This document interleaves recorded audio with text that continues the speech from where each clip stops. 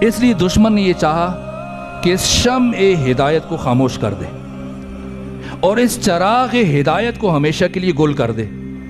چنانچہ 50 افراد کا جتھا ہاتھوں میں لکڑیاں لیے ہوئے، ڈنڈے لیے ہوئے، تلواریں لیے ہوئے فاطمہ الزہرا کے بیت الشرف کی طرف بڑھا۔ کسی نے دستک دی۔ دستک دینے کا انداز بہت عجیب تھا۔ آج سے پہلے کسی کو جرأت نہیں ہوئی تھی کہ اس دروازے پر اس طرح دستک دے۔ کون ہے فاطمہ؟ اللہ نے کیوں بھیجا اس بی بی کو؟ یہ تو میں اب کل ہی عرض کروں گا۔ لیکن جب علی اٹھے دروازے کی طرف کھولنے کے لیے تو دونوں ہاتھ جوڑ دیے۔ اب جو آگے بڑھی، کسی نے کہا علی کو باہر بھیجیں ورنہ ہم اس دروازے کو آگ لگا دیں گے۔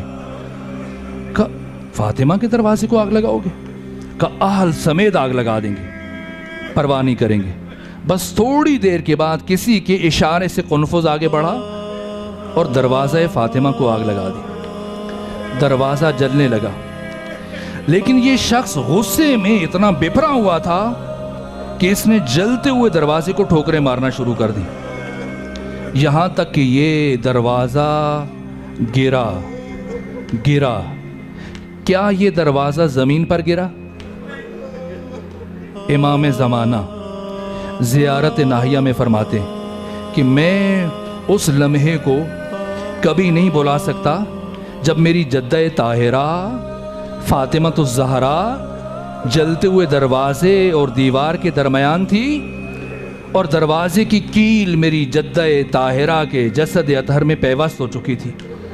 رسی ڈالی، علی کو لے کے چلے مسجد کی طرف بیعت لینے کے لیے، یا نبی زادی نے اپنا ہاتھ علی کے دامن میں ڈال دیا کہ اتنی بے ادبی سے ولی خدا کو نہیں لے جانے دوں گی، اتنی توہین سے ولی خدا کو نہیں لے جانے دوں گی۔ اور یہ واقعہ ہوا۔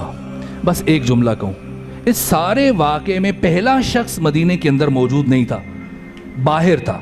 واپس آیا، دوسرے سے ملاقات ہوئی، پوچھا، کہا میں نے سنا ہے کہ تو نے نبی زادی کے دروازے کو آگ لگائی۔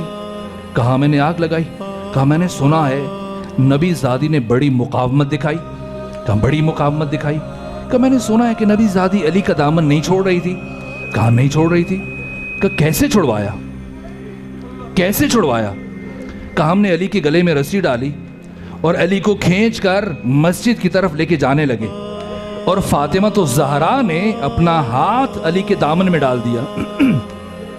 ہم نے سوچا خاتون ہے، زخمی ہے، جلا ہوا دروازہ اوپر پڑا ہے، اگر علی کو ذرا زور سے کھینچیں گے تو نبی زادی کا ہاتھ چھوٹ جائے گا۔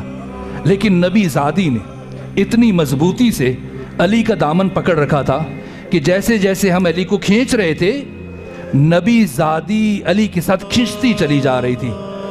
کہا پھر کیسے چھڑوایا؟ کیسے چھڑوایا؟ کہا چھڑوا لیا۔ کہا بتا کیسے چھڑوایا؟ کہا کہ میں نے سمجھ لیا کہ نبی زادی نے اتنی مضبوطی سے علی کا دامن پکڑ رکھا ہے کہ قیامت تک نہیں چھوڑے گی۔ کہا میں نے داہنے دیکھا، بائیں دیکھا، میری نگاہ قنفذ پر پڑی، اس کی کمربند میں تازیانہ تھا، میں نے وہ تازیانہ نکالا اور فضا میں لہرانے کے بعد اس زور سے نبی زادی کے ہاتھ پر مارا